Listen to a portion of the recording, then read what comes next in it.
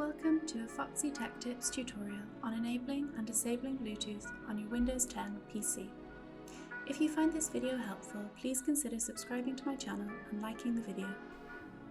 Begin by opening up the Start menu, then click on the Settings button.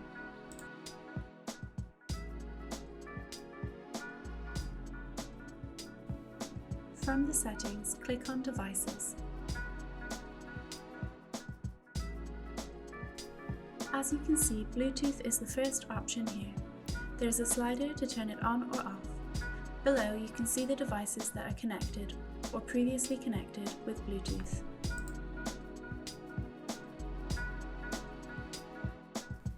And that draws an end to this tutorial. Please like the video if you found it helpful and subscribe to Foxy Tech Tips for more Windows tips and tricks.